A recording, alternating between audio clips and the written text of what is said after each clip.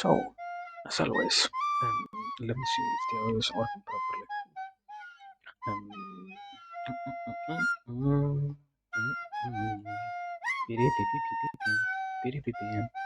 Is it working? Do we have audio? Wait, I have the muted, obviously. There it is. Do we have audio? Is it fine? Yeah. No? Yeah, kind of. Somehow good, let's say. So, I'm forgetting anything? I have the chat, I have this, I have that.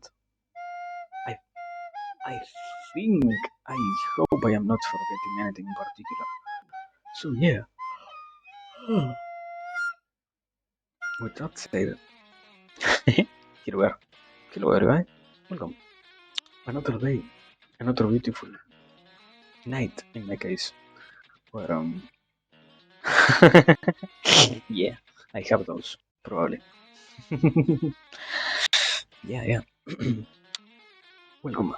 We are once again going to get together and going to enjoy a little bit. Yeah. I saw that prank coming.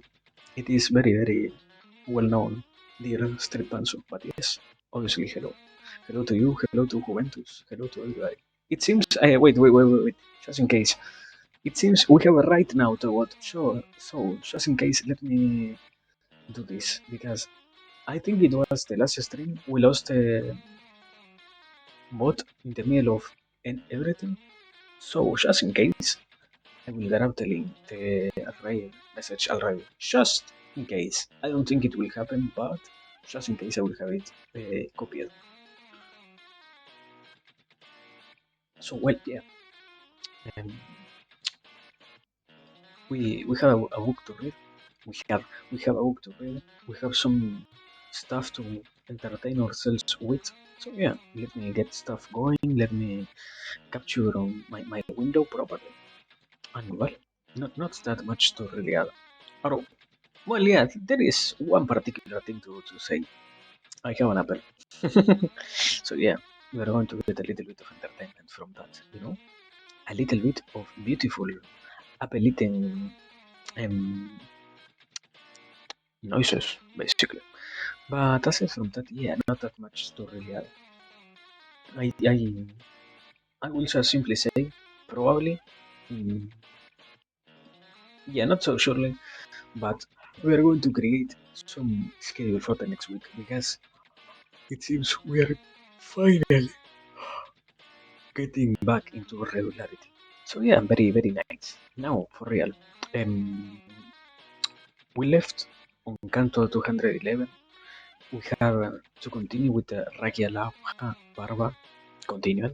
Um, and well, it was basically all I can remember, or all I could remember when I was trying to basically, yeah, I remember what was it that we had to read about was we have to see and we have to hear basically or to read in my case about a new story contained inside the Mahabharata itself. So yeah, it seems to not be something really well explained so far. It was basically a new story, a completely new story inside the story itself. That is the who was it? The Barbas? No, the Barabas. Barabas. Manabas. There it is. The Manabas under Rukus, I think it was. No, Kuros. So yeah, instead of that story, it is nested another story. And honestly, the Kurus and the Manabas story was also nested inside the story of those who are telling the Mahabharata itself. I think it was no, I can't remember who was it that was reading it, but at least I know Baisampaliana is the one who is explaining to the listener this story. Uh, empanada, what? Empanada, what? Did I say empanada somehow? Maybe I might have um, mumbled a little bit with my words, but I don't think I said empanada. I think I said I am correct. I didn't say empanada. As I say, as I said, yeah, probably I mumbled without really noticing. I think so far this is like the first time that I really tell you this whole day. So yeah, probably that is why I mumbled. Sorry for that. And what did I say? Did I say hello, Juventus Luna, or did I say something else, something wrong? Sorry if I did so. Obviously, hello, Juventus Luna, in particular. So well, let me do this,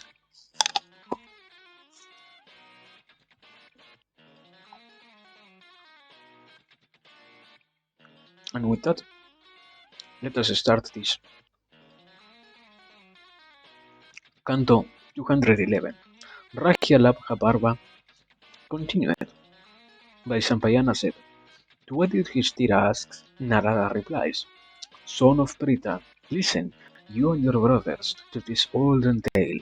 I will tell you everything exactly as it happened. In ancient days, a mighty deity called Nikumha, of untold strength and vigor, was born into the race of the great Asura Hiranyakashipu. Sunda and Upasunda were the sons of Nikumha, both awesomely powerful Asuras. Fierce were those brothers and their hearts evil. They were as close as could be, sharing every resolve, striving together to achieve their common ends. They shared equally in each other's joy and woe. They were always together and always spoke lovingly and pleasingly to each other. They were alike in every way and truly seemed like one individual divided in two. Slowly, they grew to manhood, and they had the same purpose to conquer the three worlds. After being duly initiated, they went to the Vindhya mountain and performed intense tapasya. Long they sat in penance, until, emaciated by hunger and thirst, their hair tangled in shata upon their heads, and wearing Valkala, tree bark, they finally attained the ascetic power they wanted. They had smeared themselves with dirt from head to foot, lived on just air they breathed, stood on their toes, and from time to time cut off and threw pieces of their flesh into the sacred fire. Their arms were upraised, and their eyes stared unwinkingly at one spot. And long they stood thus, keeping their terrible bows unflinchingly. While they performed tapasya, something marvelous happened. The Vindhya mountain, at being heated by their rigors for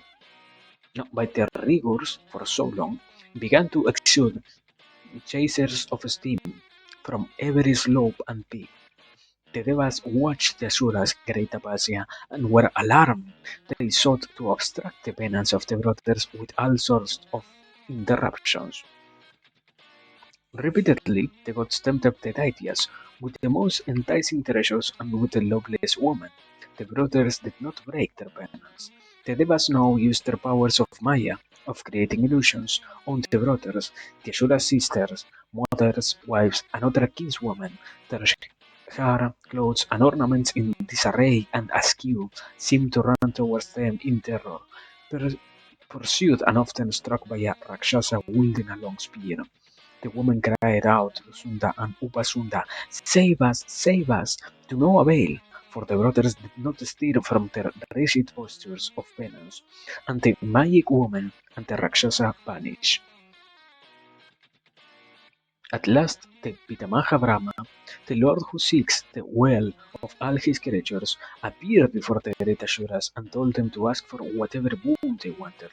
Now the mighty Sunda and Upasunda rose and stood with folded hands before the grand sire of the worlds. Um, give me a second.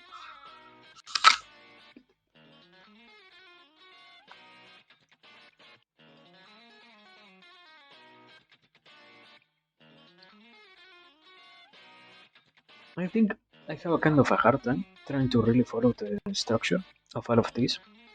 Not in the sense that it lacks cohesion, because it is.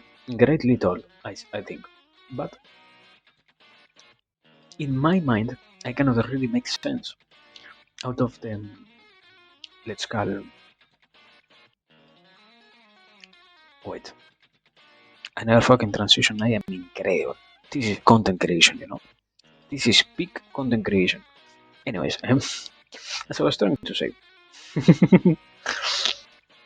I probably struggle to really understand what is happening because, in to a certain degree, I don't really mm, have the possibility of understanding the hierarchy of power that is the God's structure, basically. There is no real structure for me to follow. So I have kind of a hard time trying to remember. I think at this point, um, it has been already like, how many? 40, 50 names of gods and their different capacities aside from their names. So it gets kind of hard.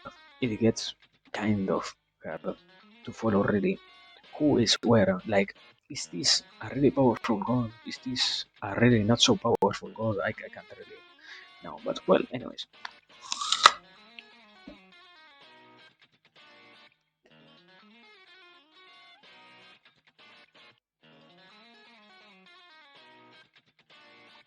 together they said to the god Pitamaha. Wait, that is. Together they said to the god Pitamaha, if you are pleased with our tapasya and will grant us a boon, give us knowledge of all the Astras and Mahamayas, and power over them all. Give us enormous strength and the power to assume any form and shape we want. Finally, Lord, let us also be immortal. Brahma says, you will have all that you have asked for, but not unconditional immortality. Name any one way in which you can be slain, be it not so likely that you do indeed become equal to the Devas, because you have performed your tapasya purely from desire for sovereignty. I cannot grant you immortality. You did your great penance to subdue the three worlds, and for that, mighty deities, I cannot make you immortal. Sunda and Upasunda said, then Pitamaha, let no creature or creation of yours, mobile or unmoving, be able to kill us, but just we ourselves, one the other. Let us fear no one but each other. Brahma said, I grant everything that you have asked, and this last boon as well. Okay, I think here is where I can finally say kind of something. Because to a certain degree, what appears in my mind when I read what was said back there basically is the god cannot grant the desires that they have because the god itself knows that their wishes and their interests weren't really, let's say, not simply there, but rather weren't something that could really give them what they were completely deciding for, because the way in which they did so wasn't a truly pure one, but rather a mere self pleasing one almost. Because something that I could probably imagine being a real way in which, in this story, or in a very similar one, somebody could really ask for immortality and could get the wish granted when wish granted is if they somehow did only good deeds as a way of what is it, of penance for the sake of calling the no, well, yeah, kind of calling the attention and carrying forth a deva for the sake of getting their boon granted. So yeah, basically something like that. And because it is necessary for someone who is so almost self-entitled or self-focused to need to find their own demise to a certain degree, it means that when they say only they themselves should be able to kill one another it almost feels, because almost the text itself also is very clear. They are always in such a level of mm, synchronicity that they are almost literally only one.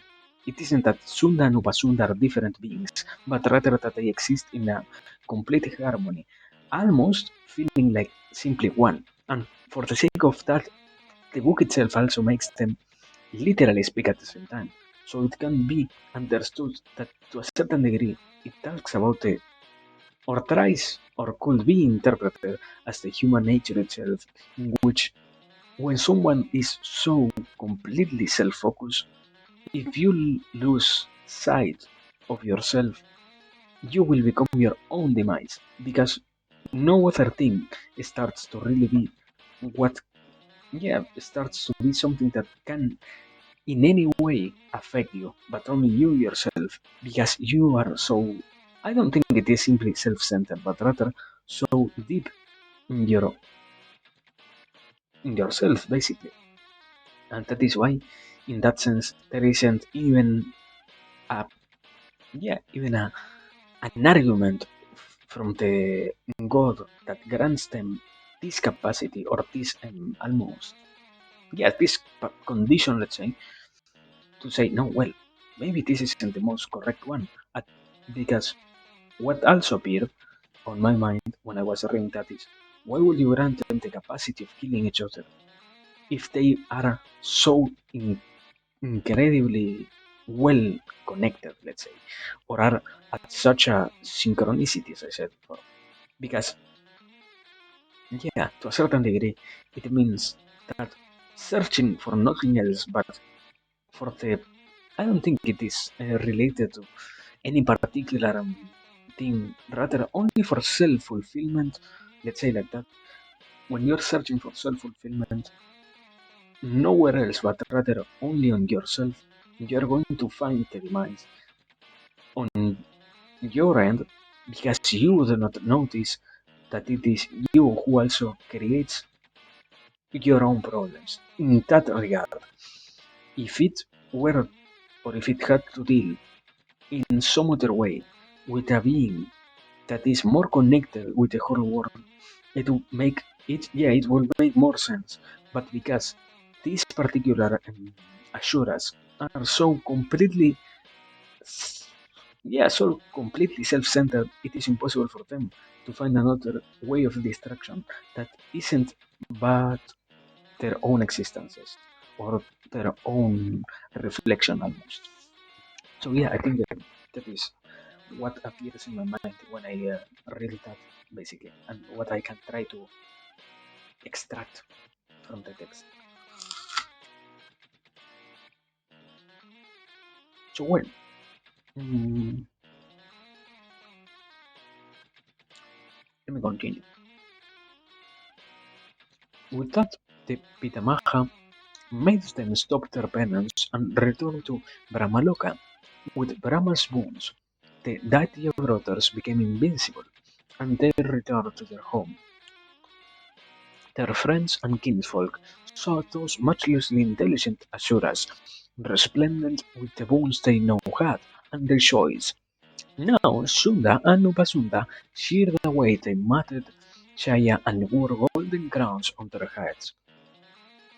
Clad in priceless garments and wearing the richest ornaments, they were incomparably handsome. Why, the moon rose full nightly over their city, even when it was not his season to do so. What? Abandoned? In what sense? What?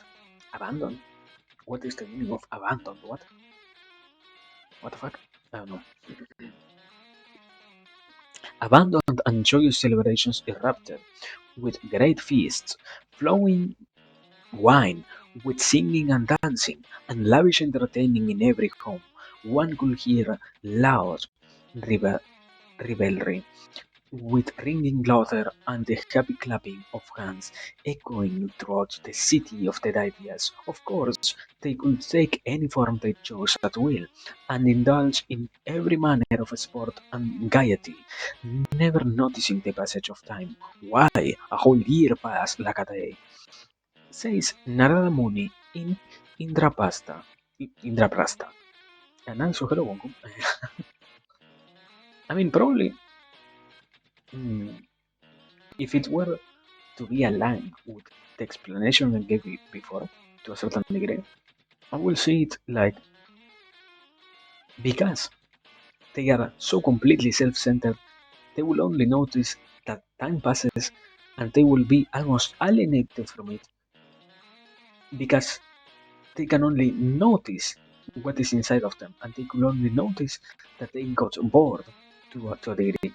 It isn't that the party in this case finished because they were really bored, but rather because kind of the opposite. It wasn't because it needed to finish. It was rather something that ended up finishing because they felt boredom and because they decided that it was better to change their focus into something else. Basically. So yeah, let me continue.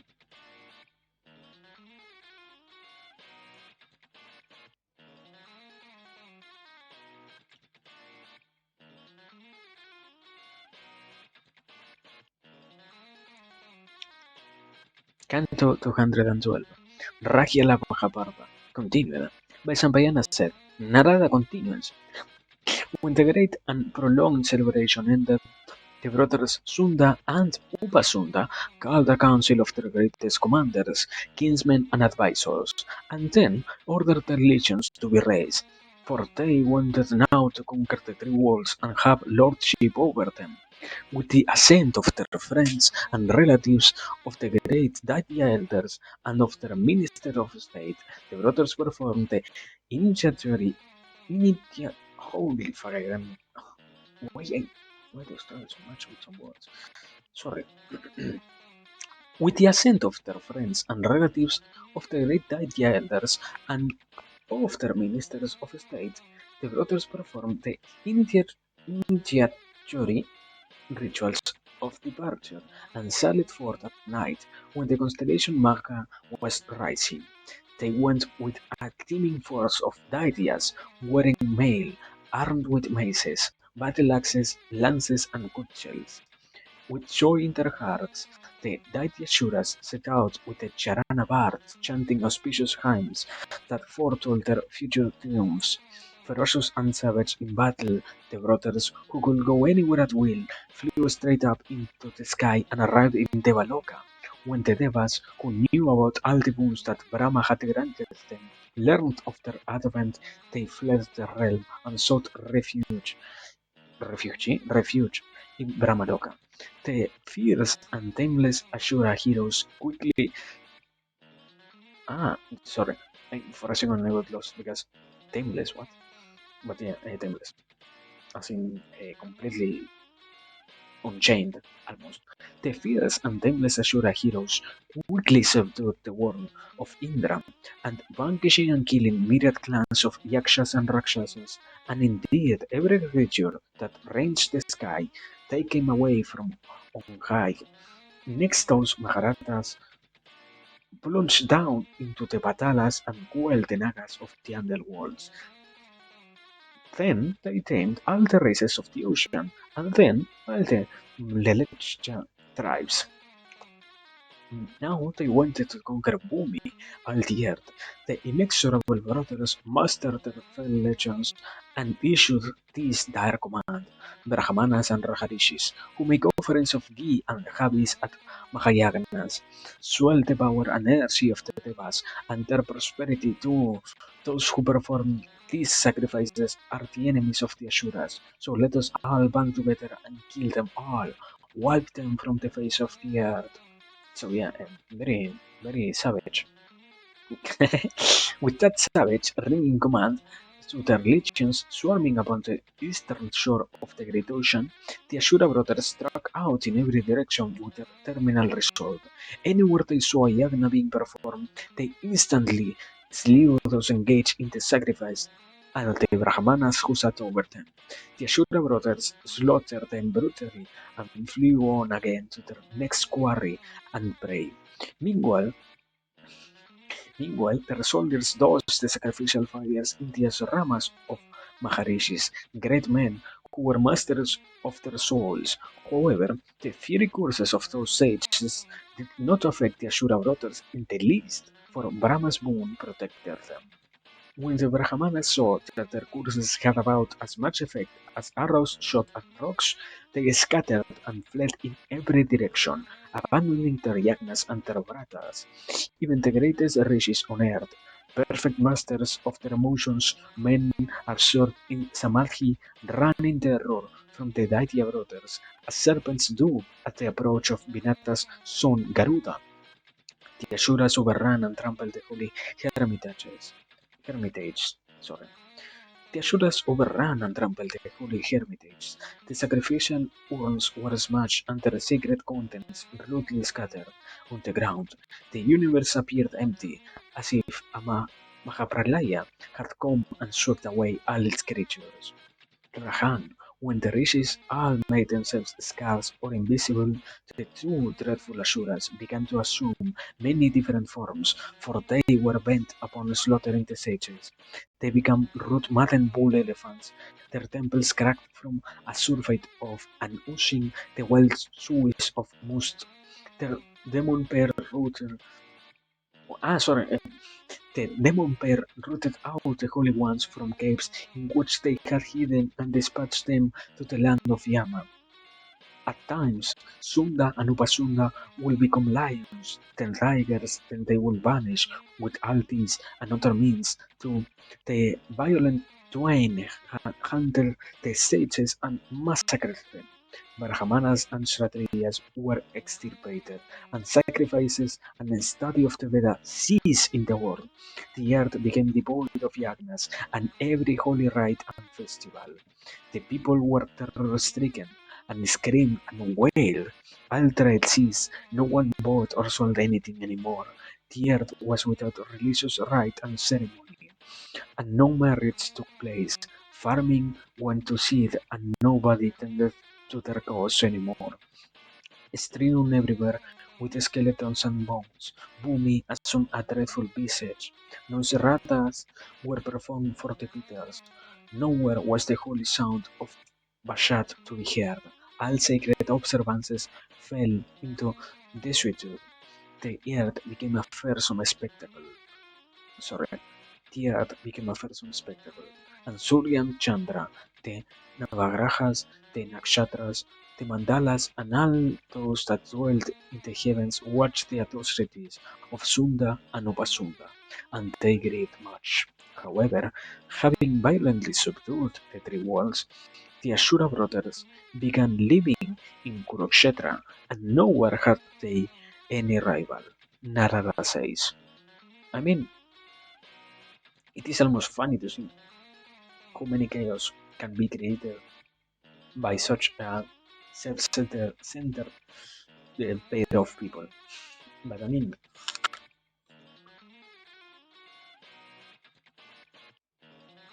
kind of the opposite is what also makes it even funnier because it talks about, or I think it can also try to communicate about the idea of, you know, even when you are almost completely unrivaled in every single way, you still carry with you the possibility of being destroyed, let's say, when almost in no other place such or well in almost no other condition it will exist that you could still be destroyed, let's say, when you are so incredibly powerful.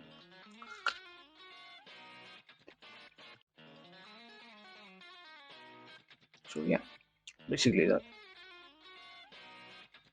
Let me continue. Because, I mean, well, I mean, no, wait.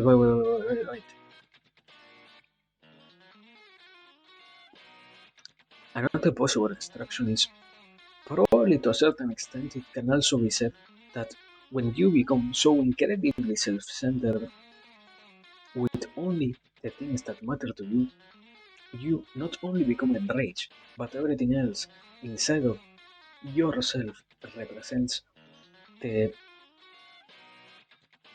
unending, the unending, constant lost. Let's say I don't think it is the correct way to say it, but anyways, the constant loss or lost of the different advantages that you have.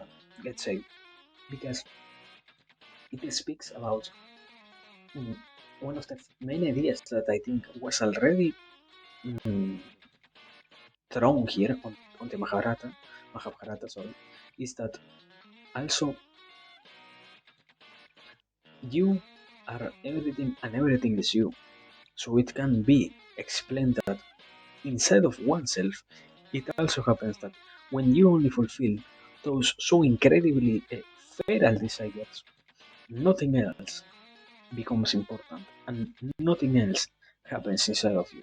Only the most crude reality of ourselves remains, and everything else stops being something that we even consider or we can even think about almost. Because you allowed yourself to get mm, almost eaten by your desires or by your violent desires in particular. So yeah, I think that is what I can also add so far. So yeah, let me take another bite and we continue.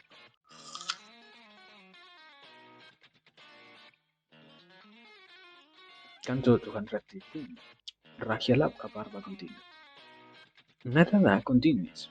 The Devarishis and the Siddhas, the Mahatmans of Sti Stitaprask.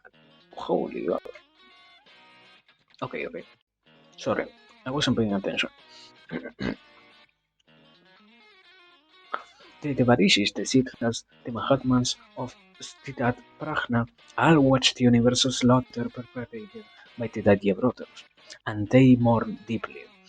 Their passions, senses, and minds perfectly controlled, they went to Brahmaloka, for they were stirred by mercy for the universe.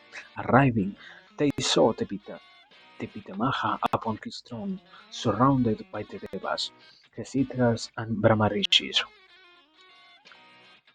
There it is.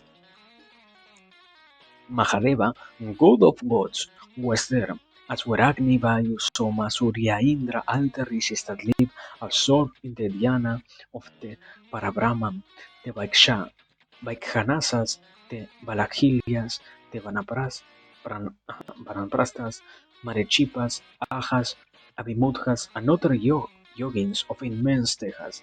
All those rishis sat around the Pitamaha when the Devarishis and the other visitors came sadly to complain to Brahma about the relentless savagery of Sunda and Upasunda, in gory detail they described everything that the Asuras had done, how they had done it, and in what order. All of them implored the Creator that he must put an end to the Asuras' unholy reign of terror. Brahma listened to everything that they say, and thought for a mere moment before deciding what he will do to destroy the Ashura brothers. Summoning Vishwakarma to him, the Pitamaha of absolute Brahmatva said to the divine artisan, create a woman who can enchant every heart. Bowing down to Brahma, receiving that command reverently, the great artificer of the universe carefully created an apsara. First, he gathered individually every exquisite feature of that celestial nymph, those shone those shone like a mass of jewels. When he had put her together with his divine art, she was the most beautiful woman in the three worlds. There was no minute part of her, not the smallest portion, which was not so lovely that it could instantly fascinate anyone that looked upon her. She was like Sri herself. She stole the hearts of every creature whose gaze fell on her even for a moment. Because she had been fashioned with the highest essences of every gemstone in existence, used in minuscule measure, Brahma named her Tirotama. As soon as the Pitama breathed life into her, she bowed low to Brahma, and with folded hands said, Lord of all creatures, why have I been created? What task do you want me to accomplish? The grandsire answered, Tirotama, go to the Asuras Sunda and Upasunda, O Sushila, seduce them with your peerless beauty. Apsara, then do what you must to make the brothers fall out amongst each other whenever they look at you. She bowed to the Pitamaha, saying, Tadastu, so be it. Then she walked in Pradakshina around that divine congregation. Brahma sat facing the east, as did Mahadeva also. The Devas all faced north, and the Rishis in every direction. As Tilotama walked around the gathering of the celestial ones, only Indra and Stanu Mahadeva remained still. Yet Mahadeva was also so intent on watching Tilotama as she circled around the assembly of gods and sages that when she was at his side, he sprouted a second radiant face on the southern side of his body, and it was like a full-blown lotus. When she was behind him, another face appeared on the western side of the great god. When she had crossed to his left, a fourth face appeared on his northern side. Indra grew 1,000 eyes, all large and reddish, all over his body. So it is that Stanu came to have 4 faces and Sakra, the slayer of Bala, 1,000 eyes. As for the rest of the Devas and the Rishis, they all turned their heads to watch Tilotama's progress as she walked around them. Apart from Brahma, they all gazed avidly at Tilotama's body, and when she set out for the city of the Ashura brothers, taking the shining wealth of her beauty, all of them felt certain that their purpose was as good as achieved. When Tilotama had left, Brahma, fierce cause of the universe, sent away the Devas and Rishis. Narada says, I mean, okay, I, I, I think I have an explanation for this very particular event, almost.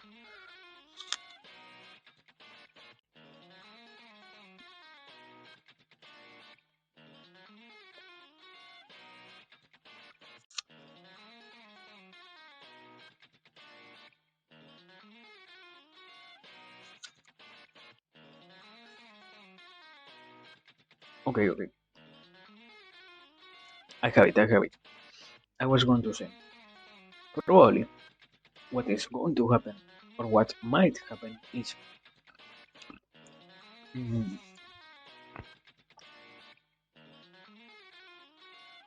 Tirotama is going to die too. Why? Because to a degree, not only she represents the most beautiful thing on existence, but also the, she has the attribute, somehow I think, of being almost pure love. Almost, because probably what I think almost everybody could agree on is that love is the most beautiful thing to observe. That is why she will not only try to help the Devas with their mission, but also probably give them this particular assurance. The, I don't know if it is a pleasure or not, but she will give them something equal to the biggest amount of love before really making them kill each other, I will say. I hope, because what appeared on my mind is this is another one of these stories in which the even bigger force than evil, force of love, is sent to destroy the evil that exists on the world almost. That is why in this case it will happen like this. that not only she will destroy them, but also she will destroy herself after that, because such amount of love also has the burden of, because it loves so much, when that thing that they are trying to solve dies, they feel like nothing else can be done. Because I will say like this: the pure or the sole objective of love is to help what needs to be loved, let's say. So yeah, I don't know. Something like that probably. Or maybe maybe I'm going crazy. I don't know. So yeah, let me take another bite of my apple and we will continue reading.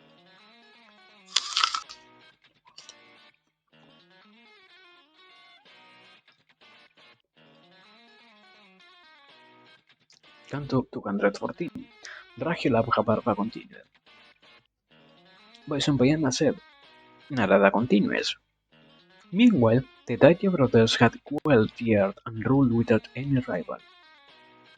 The tiredness of their exertions left them, and having the Triloka under their sway, they felt they had nothing more to accomplish. They had brought home as spoils the greatest treasures of the Devas, Gandharvas, Yakshas, Nagas, Rakshasas, and Kshatriyas, and they began to live in sumptuous luxury and untold pleasure. They had no fear of any enemy, and they lived in perpetual enjoyment. Even as the Devas do, they gave themselves up to every kind of pleasure, indulging themselves in women, the finest perfumes, garlands, wine, rare delicacies of the table, and in every other conceivable object of desire. In mansions, fine woods, great gardens, on hills and in forests, wherever they liked, the brothers spent their time at pleasure, like the immortals. One day, they went to place themselves to a tableland of the Vindhya mountain.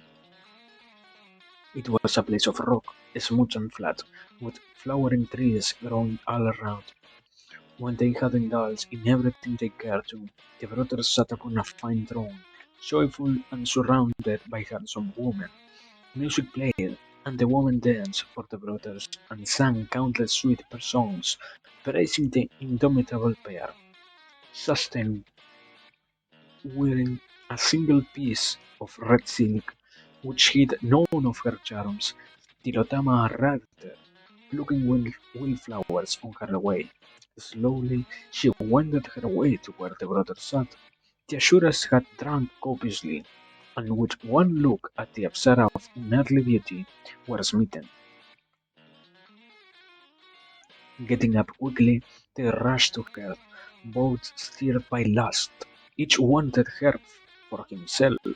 Sunda seized her on the fair face by her right hand, and Upasunda by her left, intoxicated with the assurance of their boons, with their strength, unhinged with all the power and wealth taken from every quarter, and with all the wine they had drunk, maddened by all this, and most of all maddened by lust, they knit their brows and spoke angrily to each other for the first time.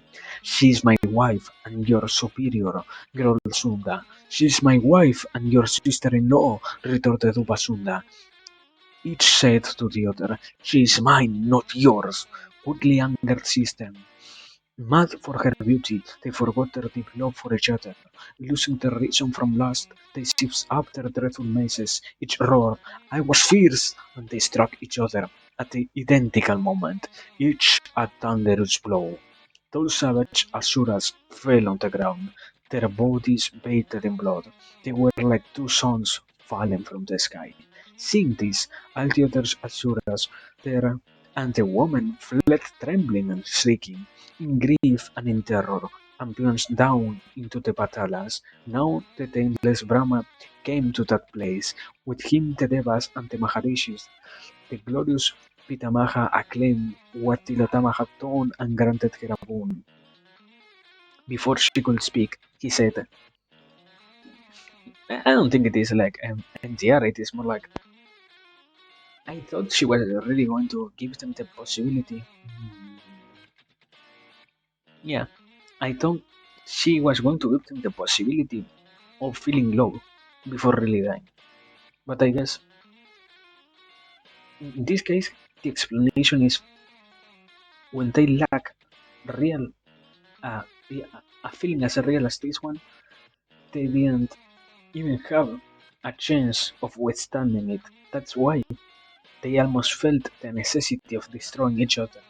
Because when oneself is so self conceited, the feeling of desire from any particular side of us is so strong that it tends to kill everything else. That is why, in this particular case, when the quote unquote harmony that existed inside of the twins was shaken by love or by the highest form of lust, in this particular case, they had the necessity of killing each other because they didn't notice that they were at the end of the day looking for the same thing, nothing else. So yeah, continuing. Before she could speak, he said, "Lovely one, you will range the realm of the Aditya's, and so brilliant shall you be that no one will be able to look at you for long." With that, the grand sire of all the living returned sovereignty of the worlds to Indra and the others, and went back to Brahmaloka. So it was that the Ashura brothers, always united before, kill each other in anger over Tilotama. So, Baratotamas, out of my affection for you, I say to you that if you wish to do something to please me, have a care to make the most meticulous arrangement amongst yourselves, so that you five never fall out over Drupal.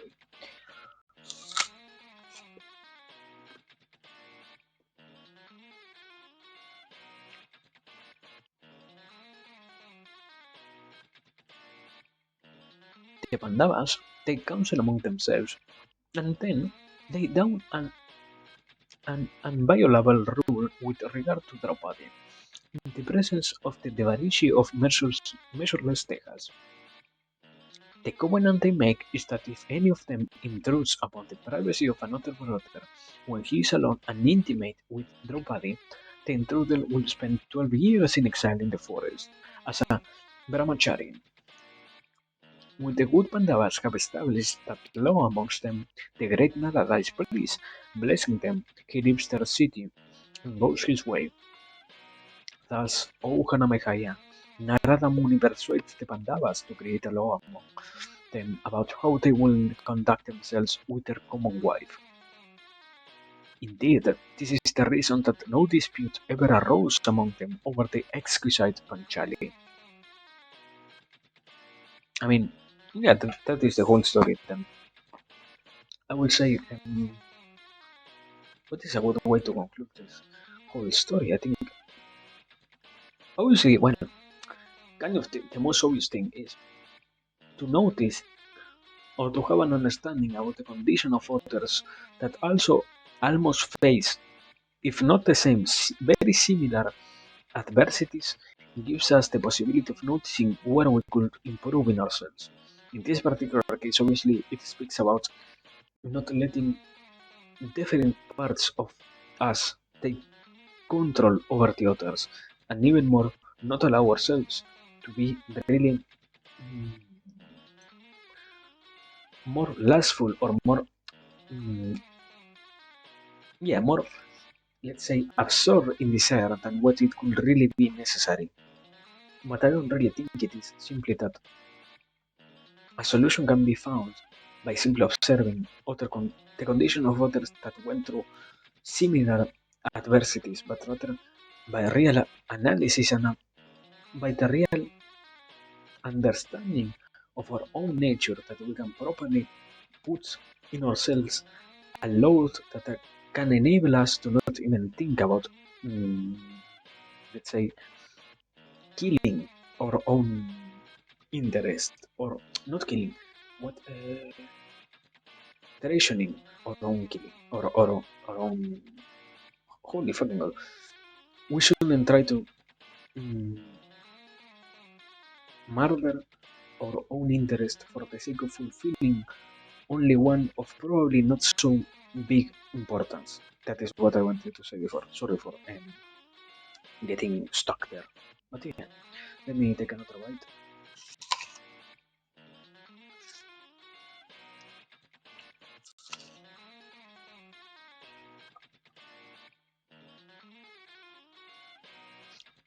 Canto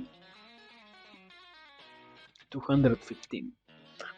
Arjuna Vanavasa Parva by Sampayana said, having established the new code, the Pandavas continue to live in Indraprastha. By the might of their arms, they bring countless kings under their sway. Krishna becomes the loving and obedient wife of all five sons of Prita, those lions among men, of incomparable energy. She is like the river Saraswati, the lightning, with the great elephants that bathe in her.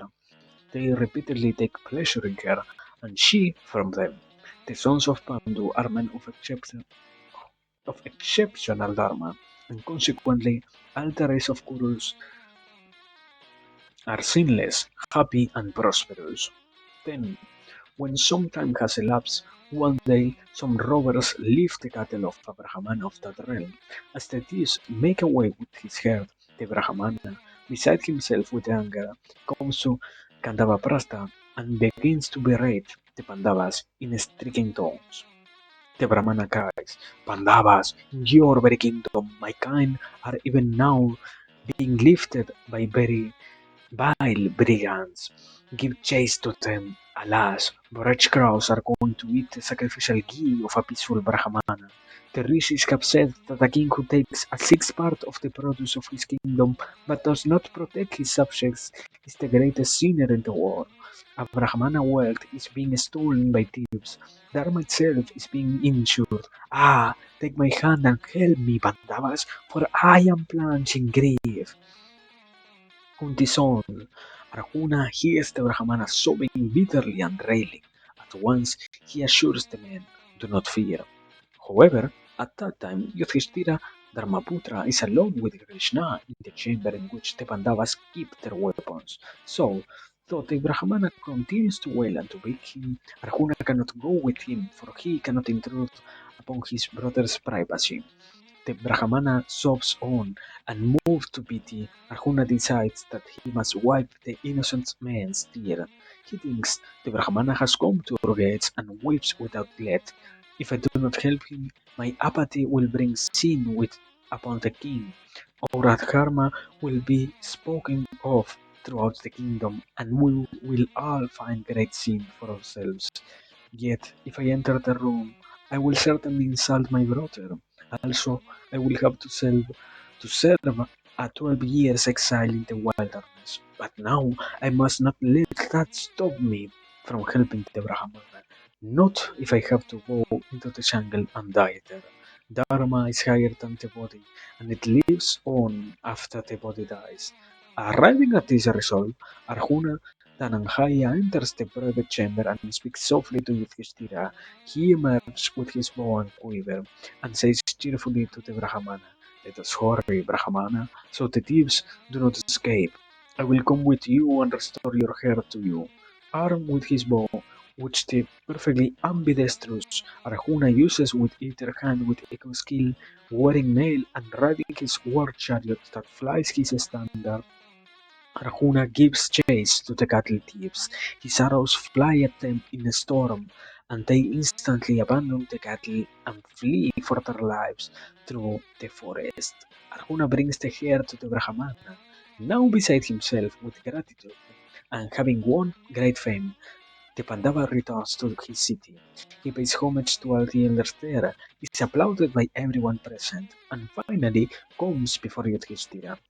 Arjuna says to his eldest brother, my lord, allow me to keep the vow that I swore. I saw you alone with Draupadi, and I have broken the law we made for ourselves. I must go into exile in the jungle, for that is the covenant we swore. Suddenly, hearing this, Yudhishthira is stricken and cries agitatedly, why?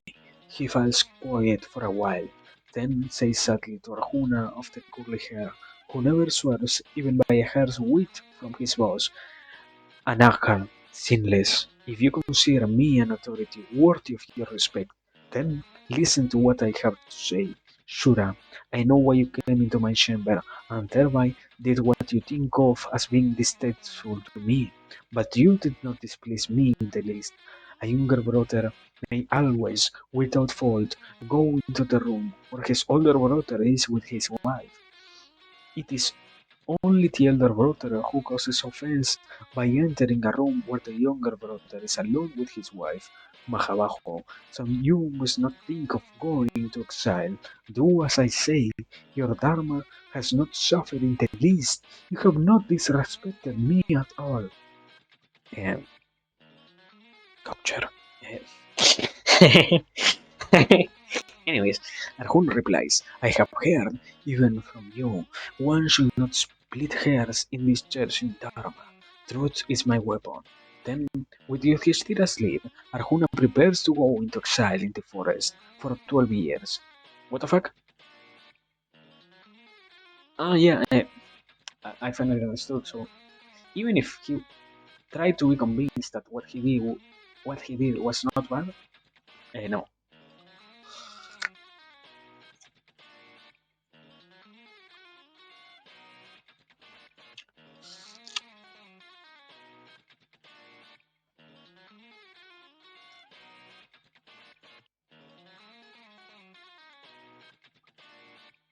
I guess probably the message is kind of obvious in here. Like, there is no real gain in deciding what is true and what is not, when you already know what is the real truth. So it is meaningless to try and come up with excuses as to why the actions that we committed, when we know that they are bad, might in some way or another do some unknown form of good. Because the reality is they are bad. There is no real way to escape the punishment. It is only going to be delayed almost. So it is necessary for us to face the consequences of our own actions. So yeah, I think it makes sense.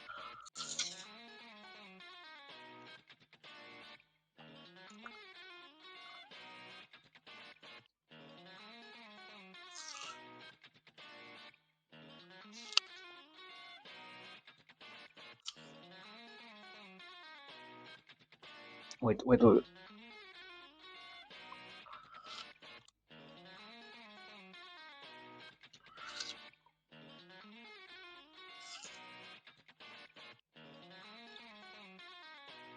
Okay, finally, after after an hour and 8 minutes, I finish eating the fucking apple. Let me out and throw this apple heart to the trash. Give me a second. My god, how long did it take me? Amazing.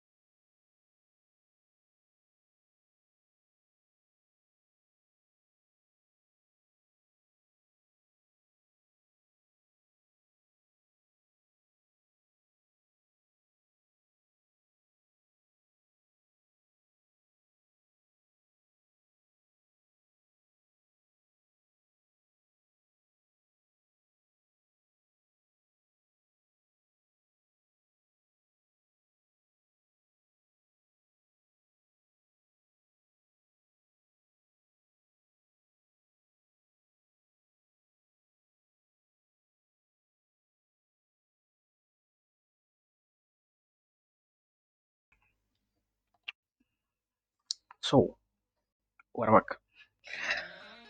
Oh man, it has been already an hour that I spent reading this. Amazing. Like, I didn't really expect to do. I think it was kind of little, mostly because I am also eating, and because, or when I eat, because I am eating, I spend so much time eating more than anything else. It gets really hard to advance as much as it is going to happen now when I am not eating. So yeah, we're going to see. Oh man, allow me to do a little bit of stretching. Well, we're going to continue now for a quick rundown on halfway. What happened? Basically, we I think it was we only read before anything else. We read the story that you were hearing about those guys. Um, I think it was Upasunda and Sunda or something like that, and how they basically killed each other. The quick rundown of the story itself is um, the most powerful beings kill each other, and there is a lesson for the Manavas to gain, basically, and that is why they were talking about that story in particular. The Manavas being the group of five brothers Arjuna and Brahma and all of that, basically. And now we're continuing with the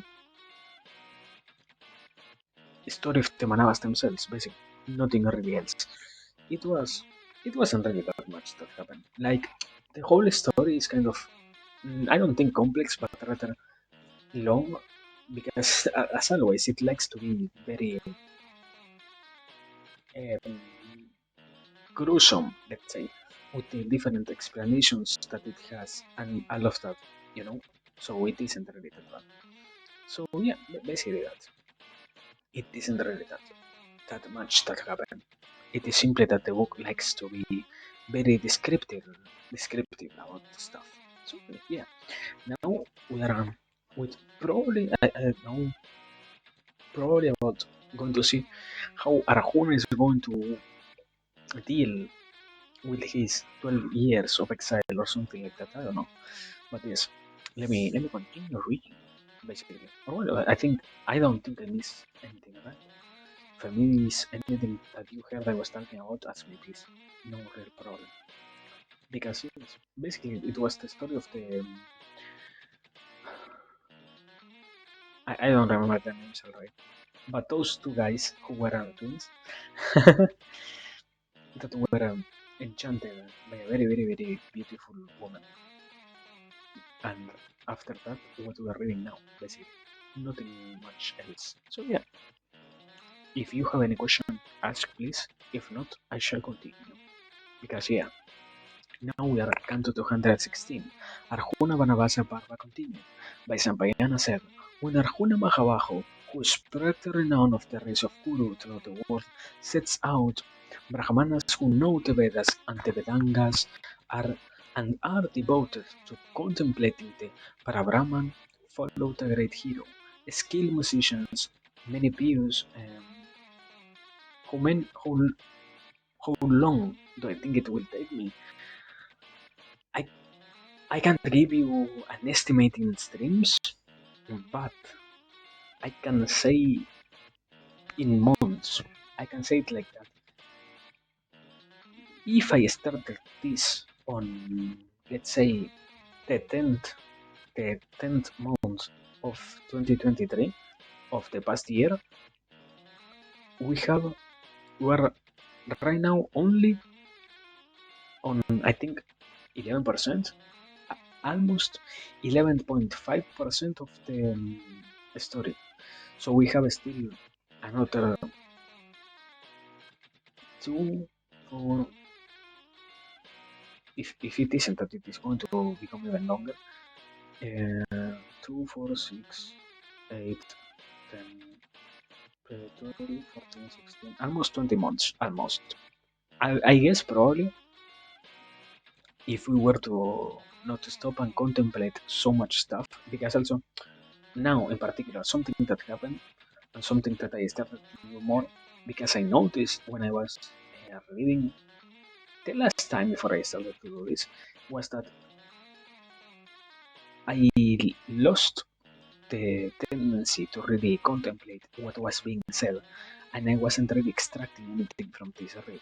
So if I were to not do that, we will probably take less. Like I don't know, in if I were to only read the book, maybe by the end of this year we are going to have it completely read. But taking into consideration that aside from the act itself of meeting,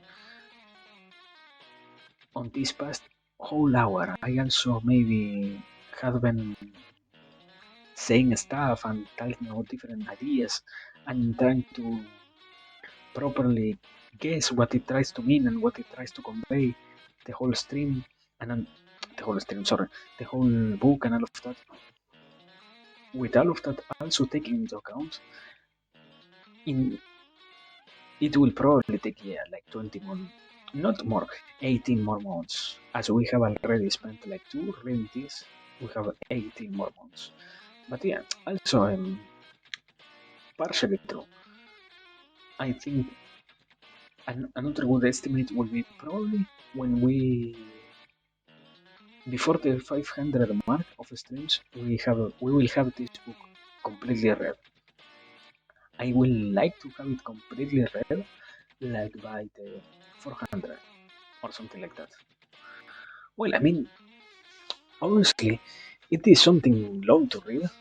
I do not really get angry about it because it is a good, or when it isn't a good r- book to read, it is one of those stories that tests your capacity of extracting anything from it or not. Because it is almost as with what is it called? I think it was Hamlet, or well, any play, for example, that Shakespeare makes. It is one of those texts that has the possibility of conveying so much ideas and so much concepts that you could extract and transfer into anything else. That is why it takes a long time. For example, the Five Rings, the Art of War, there was another one. Obviously, also the best example from this same branch of thinking, the Upanishads, books like that, that give you the chance of comprehending something that is not so clearly there compared to if you were, for example, going to read something like Chang or I don't know, what is it? The Marco Aurelius one? I don't remember. The, the one that was made only for Marco Aurelius and was later on discovered by the rest of the world. But that book that, for example, only contained very clear concepts that apply to his life, nothing else. The same as with half of the philosophy that exists out there, because it is hard to really extract anything when it is textually explained that no, yeah, you shouldn't, let's say, you shouldn't kill. Okay, brother, very understandable, but it is not the same as to read, for example, the Bible that says something like, or along the lines of he who kills finds the biggest of the punishments, not dealt by he himself, but rather by life, because he learns not well, not simply by life. It was something more like by the devil, because he learns that killing was not an act of God. And for example, by that simple passage, it tries to convey the idea that if you're trying to stay to the good itself that represents God, you shouldn't try to do something like killing, because killing itself represents that you not only lose your moral balance but also even get punished by that which is bad that you are realizing or that you are acting upon in your life. That is why, for example, as I said before, something like the Bible has so much more subtext to analyze than, uh, yeah, for example, as I said before, average philosophy. Because this is average mythology, I think. You have also, for example, here, very particularly the Hinduistic beliefs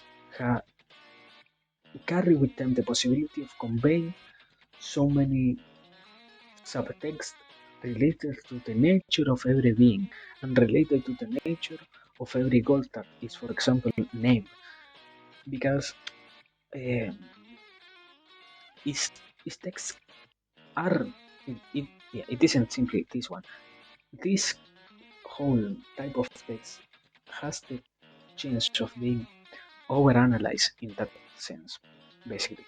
So yeah, I don't think it is bad to spend so much time reading. I mean, it is enjoyable, or at least I find it enjoyable, and I also do it for the idea of because what I noticed wasn't that I wasn't personally extracting anything from reading here, but rather that I was spending my time later on down the line doing what I could be doing here, thinking about different passages and analyzing and extracting the meaning and all of that. When in reality, this is literally something that we are sharing. And if I decided, no, yeah, you know what I'm talking about, I will not even say anything about it. And I will not even pay attention to what I am doing. Like, if it wasn't that I am doing this for the sake of creating it and for the sake of enjoying it, also. That is why I wanted also to spend some more time uh, analyzing what is there rather than to simply read the book. Because also I think, to a certain degree, that is not the main part, but simply another one in the whole sense of this. If I were to simply try to read, it wouldn't make any sense because I don't have the real skills to simply read.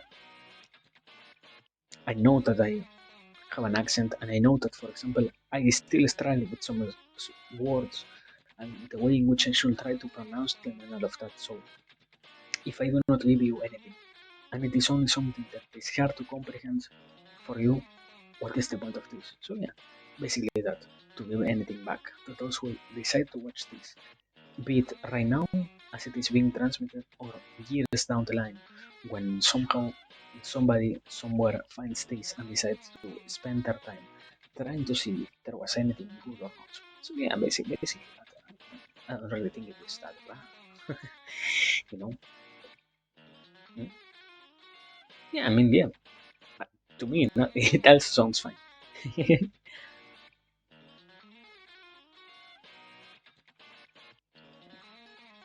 So, well, as always, I mean, it doesn't really has anything to do with what we're talking about. But I should, for example, try to make something like ask any questions because I think it is part of the nature of being here.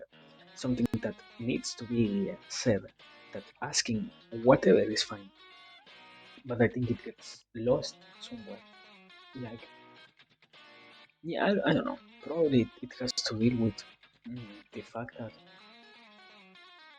I don't really say it that much. That is why it gets hard, you know? Mm. Rip. Anyways, if your headphones died, I guess I will continue reading them. This is so sad. But yeah, basically that. Oh my god.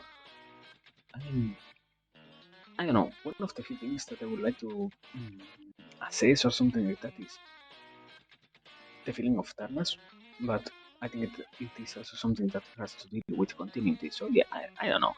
Let me continue. Wow. Here. I was. Oh my god, no! oh no! Oh no! I broke everything. This is so bad. Anyways, here. Canto 216. Arjuna Vanavasa Parva continued. No, wait. I was already reading this. LMO. I was. Yeah, let me start over here. Skilled musicians, many pious, Devabhakta ascetics, masterly Pauranikas, and nocturnal narrators of sacred lore, all brahmacharis, vanaprasthas, outer brahmanas who told celestial itihasas and mellifluous voices, and many other devotees to gifted bards from different varnas go with Arjuna. and he journeys like Indra, being followed by the Maruts. Oh, Bharata, the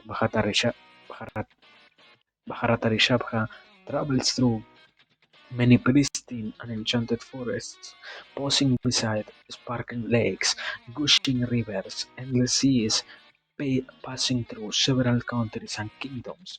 Finally, he arrives at the source of the Ganga and feels that he will settle there for some time. Listen, O Karamehaya, to something wonderful that happens while Arjuna lives there. In that holy place, Kunti's son and the Brahmanas who have gone with him perform countless Agnihotras, sacrifices of the sacred fire. O Rahan, because those devout, illumined and learned Brahmanas who never leave the path of Dharma daily worship beside the holy river because of their lighting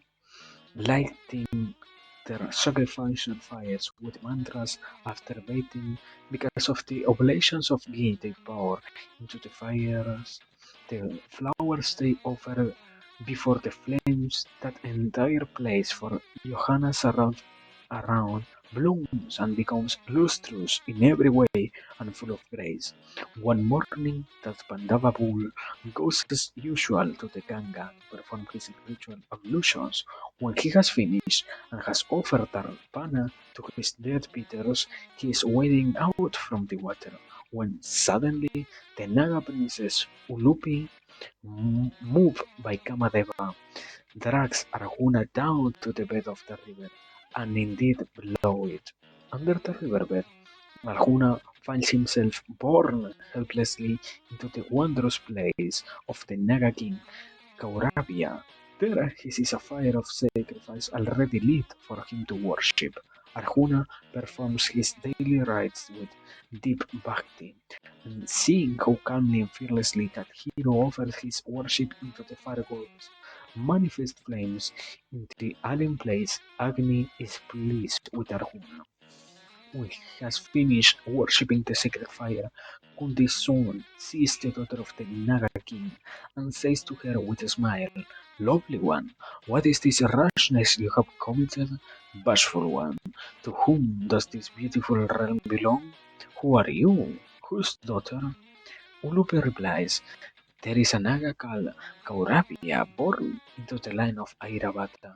O Kshatriya, I am Kaurabya's daughter and my name is Ulupi. Purushabhyarga. I saw you bathing in the river, and Kamadeva pierced me with desire, which snatched me away my reason. Anagha, sinless one, I am not married, and Kama torments me with love for you. Scion of the Kurus, give yourself to me today, gratify my desire." Arjuna replies, "Sushila, gentle one, fettered by the commands of King Yudhishthira, I have sworn to be a brahmachari for 12 years, and I am not free to do as I please. But, Water Ranger, I am still willing to please you, if at all I can. I have never told a lie in my life. Nagakanya, tell me how I can do as you want and still not break my dharma or be guilty of lying." Ulupi answers him, "Oh Pandava, I know why you are wandering the earth and why your elder brother has told you to be a brahmachari. Yes, this is the pact you made among yourselves, that he who goes into a room where his brother is alone with Draupadi must live in the forest as a brahmachari for 12 years. But your exile, Kshatriya, is only from Draupadi, and also your brahmacharya only with regard to her, and that dharma you are already discharging. By slaking my desire, you will not break your dharma in the least. Besides, large eyes, it is also your dharma to assuage a woman in distress by relieving my pang for you. What diminution will your dharma suffer? Besides, Arjuna, even if your virtue does suffer some slight damage by satisfying my desire, you will find great punya for yourself by saving my life. Oh, Partha, know me to be one that worships you. Give yourself to me. My lord, the rishis all say that a man must satisfy a woman who asks him to. If you do not come to me, be certain that I will take my life. So, Mahabaho, earn great punya by saving it. Purushottama, I seek sanctuary in you. Kaunteya, you always protect those that are persecuted and masterless. Look, in tears I seek your comfort. I am full of desire, and I importune you. Do what I want you to. You must give yourself to me. Making Dharma his motive, and the Naga princess is surely most desirable. Arjuna does all that she wants. The mighty Pandava spends that night in the palace of Kauravya, and with dawn the next day he returns with Ulupi to the sacred pool of the Ganga, from where she flows down to the plains. The chased Ulupi bids farewell to him there and returns to her underworld. Mahabharata. Before she goes, she blesses Arjuna with a vow that he will be invincible in water, saying, "You will be able to prevail over all creatures of the water and all creatures that dwell both in the water and on land." Can I really say anything about this? I mean, probably one of the few senses and one of the few ideas that I had was something like,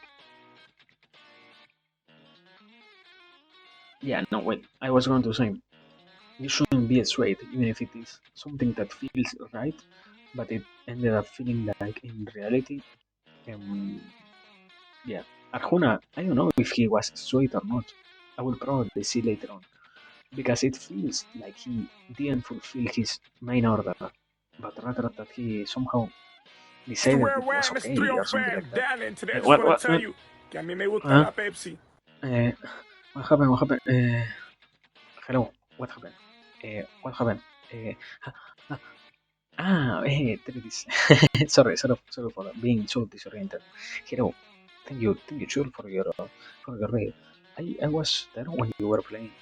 I don't remember the name of the game, but yeah, you were playing something. I was going to say the game is not capturing, but I understood later on that you were talking. Hello. Sorry for being such a sad boy. Thank you. I hope you had a great day. I think you for today you probably stayed like 5 hours or so. So I hope you had a great stream, obviously. And well, we are here reading our book. We're reading the Mahabharata. So yeah, as always, if you want to tell us what happened, if you want to take a break, if you want to anything, there is literally no problem. We will be over here. Wait, over there it is. We'll be over here reading this particular book or continuing with it. Well, so obviously, thank you for everything. Thank you for the reaction. I hope you had a great one. Know that here we are, so no problem on anything. Let me wait. Let me do this.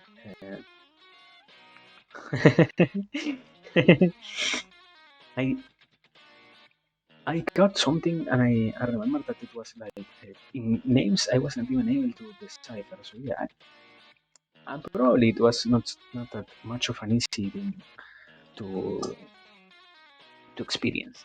But yeah, you weren't really having that bad of a bad time. Don't complain so much. Sorry. But yes. Note that I will continue reading.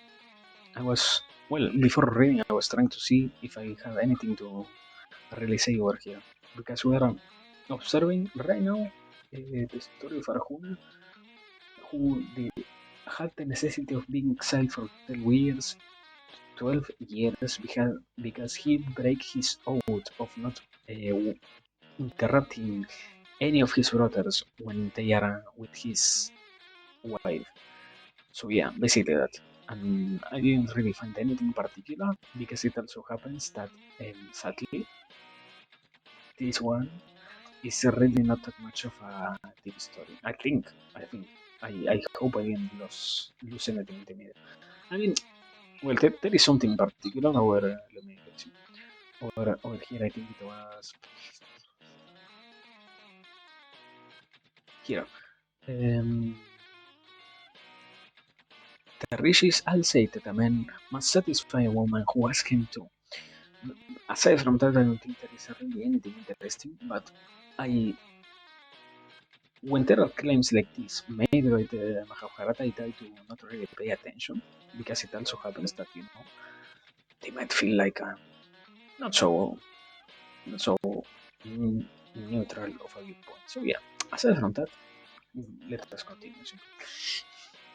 Partida. Canto 217. Arjuna Vanavasa Parva continued.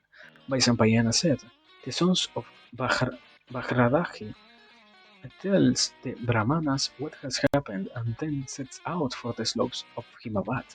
He first comes to the place that is called Agastyavata, then continues and arrives at Vasishtha's peak, from where Kunti's son goes on to the summit of Brigu. Having purified himself with many rituals there, he ceremonially gives away thousands of cows and numberless homes to those Brahmanas and the others who have accompanied him. Then he goes on to the holy Asrama Kals. Kal. Also note that this book is incredible on having the book itself having misspells. So yeah. Then he goes on to the holy asrama called Hiranyavindu. There also he performs ritual ablutions and journeying that Pandavotama sees many secret places of worldly beauty and sanctity. Finally, he comes down from the mountains, O Bharata, still accompanied by the Brahmanas, and that Lord of Men tours east to see the realms that lay in that direction. The Kurustama seized many holy tirthas, one after the other. In the Naimisavana, he is enchanted to look upon the river Utpalini, flowing with the denseness of lotuses, the Nanda, the Aparananda, the Kausiki of wide renown, and the mighty waters of Gaya and Ganga. He bathes ritually in all those tirthas and gives more cows to the Brahmanas.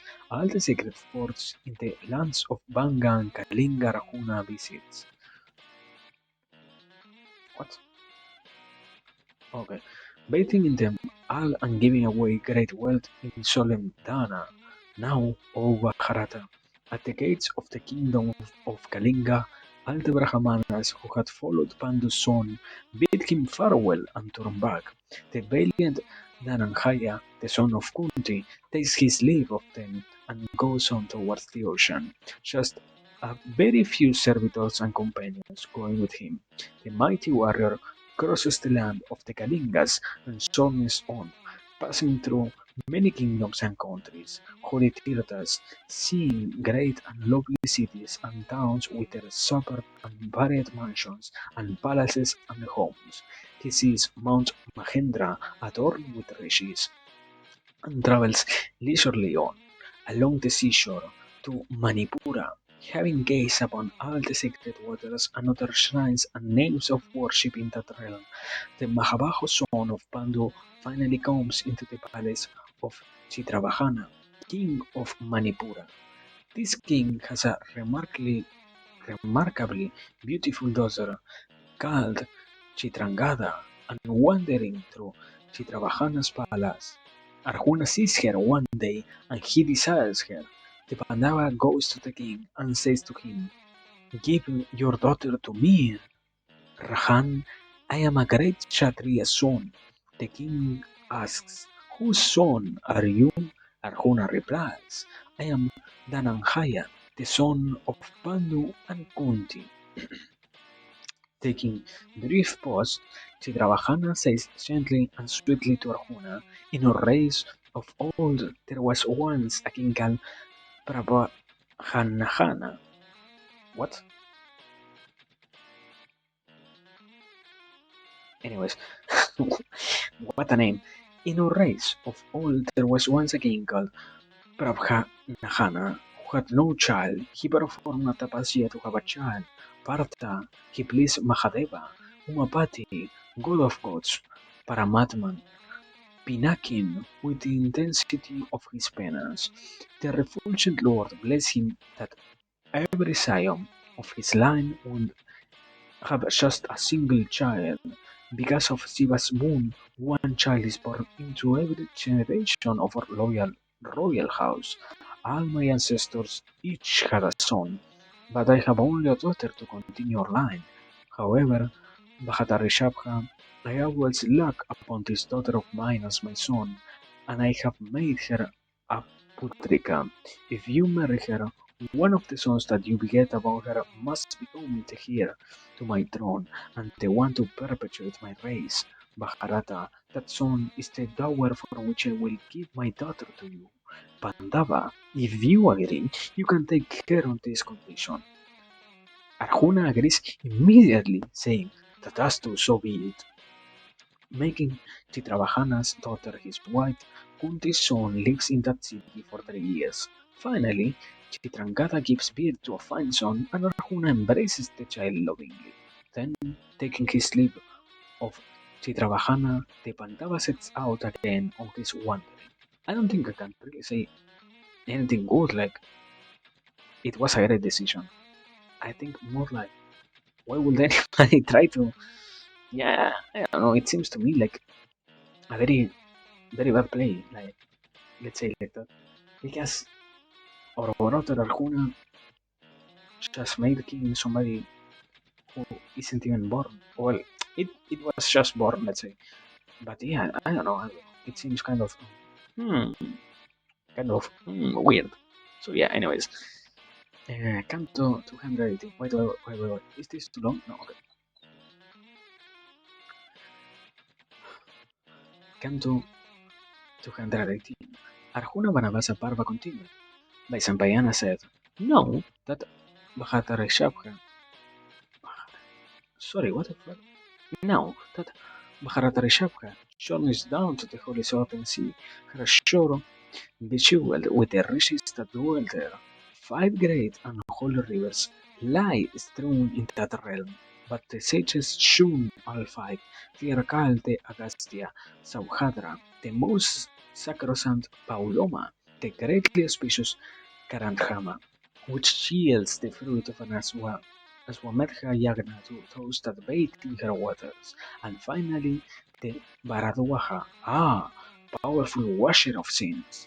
The Kurustama sees the 5 rivers, and also that they are deserted, avoided by the hermits who live near them. With folded hands, he asks those rishis, "Why, O sages, do the chanters of Brahman shun these holy waters?" The Munis reply, "5 great crocodiles live in the rivers, and they devour any of us that dares bathe in them.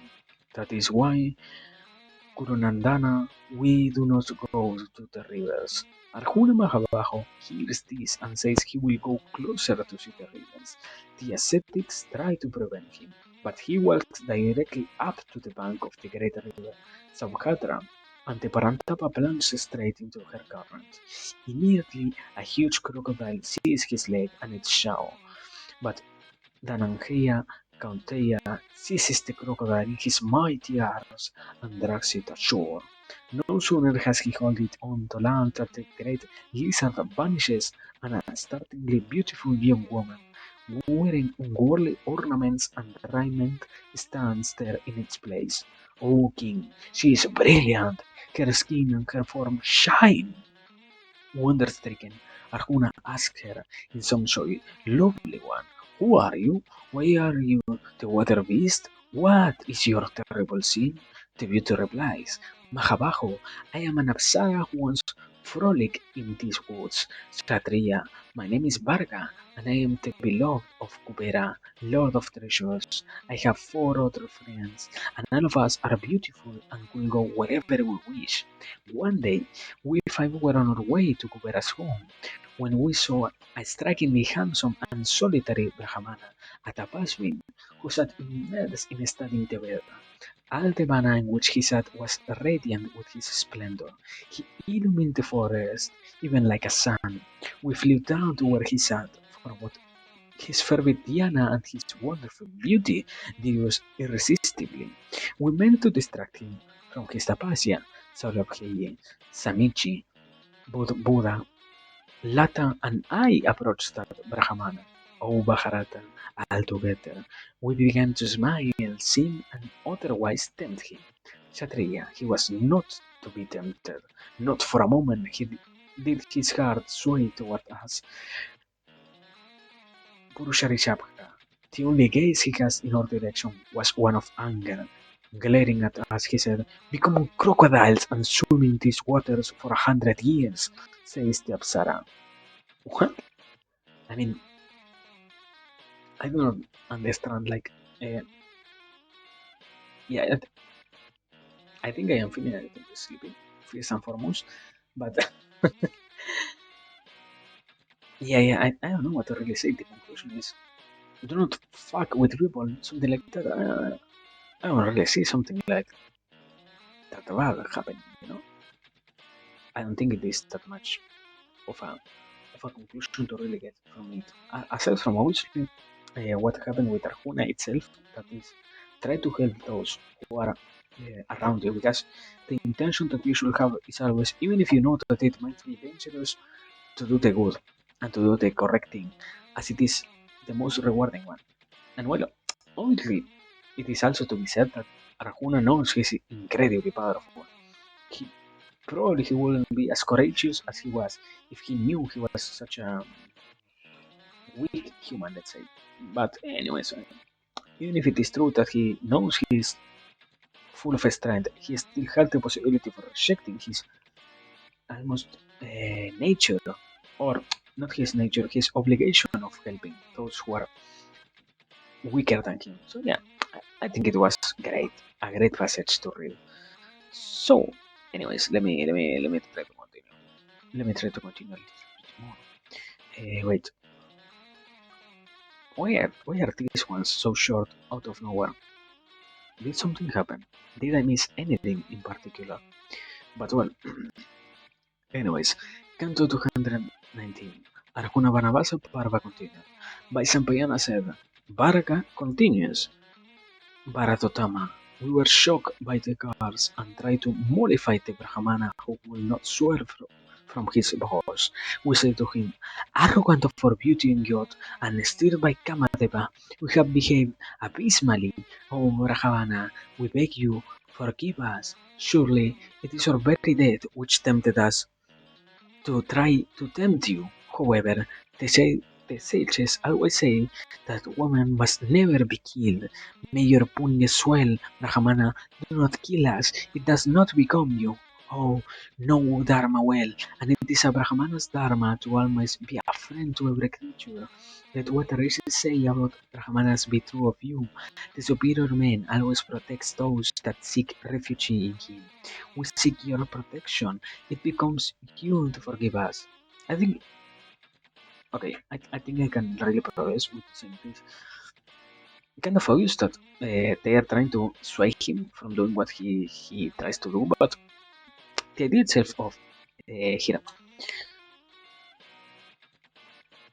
it is a Brahmana's dharma to always be a friend to every creature, lies more important than the reality itself of maybe it is being kind of I don't know, and a swaying word put together for the sake of swaying this particular Brahmana. Because the idea of every single creature needing to be befriended is kind of hard, you know, or not hard, kind of incredibly heavy in a moral sense.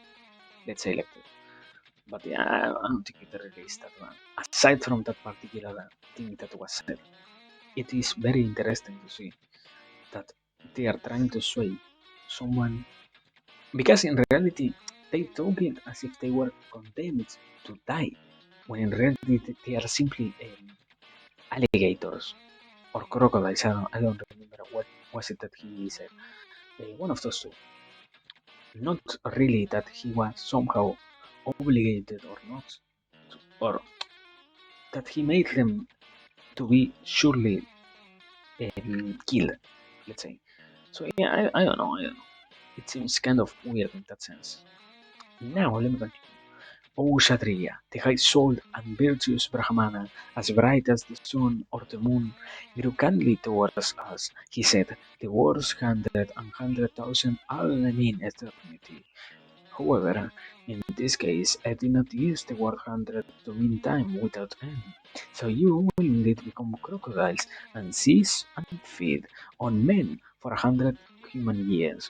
When those years end, a great man will come and drag you out from the water, and you will have your true forms back. I have never told the smallest lie, not even in jest, and everything that I say must come to pass. Once the hero delivers you five, the five sacred waters will be known the world over as the Nari Tirthas, the waters of the woman, and the wise and good shall know them as being holy and purifying. We listened to what Abraham said, folded our hands to ask him, and walked around him in Pradakshina. Dejectedly, we left that place thinking, where will we meet the great man who will remove the curse from us? At that moment, O Mahabharata, we shouted the Varishinarada of measureless Texas, and our hearts filled with joy. Saluting him reverently, Partha, we stood before him with flushed faces. He asked us the cause of our grief, and we told him everything. Wait, who? The variation, I don't remember who was that. The rishi said, in the plains that lie alongside the southern ocean are five realms of water, enchanting and deeply sacred. Go there, and soon the Purushabhyarga, Rahuna, Pandava, Nishkalankatma will rescue you from your sad plight. Shura, at the moon's word we came here, and Anaka, sinless, you have today delivered me from the curse, but my four friends are still bound by it and live in these rivers. Kshatriya, I beg you, save them as well. Rahan, that Pandavotama of untold prowess candid us as Bharga asks, rising out of the water. The four other Apsaras have their true and beautiful forms back, having freed the Apsaras from the curse and the holy rivers from the danger of the crocodiles. Arjuna allows the demons to go where they please. His heart turns once more to Chitrangada and he returns to Manipura. Arriving in the city, he sees the child he has sired on the princess seated upon the throne. The prince called Bhuravahana. Having seen Chitrangada again, O king, Arjuna sets out for the place known as Gokarna. Well, I think, okay, I, it, I misunderstood it seems because Bhuravahana inherited the throne of the Chitrangada country, I guess, or kingdom, not the, what is it? I don't remember. Not the throne that was going to be inherited by the sons of Arjuna on the other kingdom, basically, of the kingdom of his brothers. So yeah, it seems that it was better intention than what I thought, basically. But yeah, I don't think I can really add anything else so far. I had run out of better choices, let's say. So, um, with that also said, let me go here and let me say as always, people, we did it. We were able to survive a long stream and we were able to watch this whole thing. But it also comes into a sad reality that we might need to take a break, that we might need to live basically and to go somewhere else. Not because I think it is an obligation, but rather because simply we might as well want to live and to entertain ourselves with something else. So, as always, thanks for everything. Thanks for being here. Thanks for the gift of paying attention if it was something that you did. And well, nothing else to really add. It was a very great occasion. It was a very good one. But we need to rest. We need to take some proper care of ourselves. Also, I am having some problems with mosquitoes. I just simply wanted to say that because I have been going crazy these past few days. I don't remember how many, but few days where I had out of nowhere an invasion of mosquitoes in my fucking room. So yeah, I have to go and deal with them. I can see two fucking mosquitoes in front of me right now. Why? So yeah. Anyways, we have to leave. We have to take a break. Whenever the next opportunity arises, as always, we're going to get back here. We're going to learn about anything else, about something else, about whatever else. But for now, as always, thanks for being here. Thanks for your time. Know that this is a gift that is bestowed upon me to continue doing this every single occasion that it happens. And yeah, we might leave, we might have to go and do anything else. But whenever the next opportunity arises, whenever we can, for the next time, we're going to get back here. We're going to do something else. We're going to be entertained by the acts that we commit over here. And yes, until that time comes, know that this was a beautiful dream. And know that thanks for everything. Now, let me end the stream. Because yeah, this was great, but this also needs to end. So yeah, goodbye, take care. See you soon. Whenever it happens, it happens. No worries. Goodbye.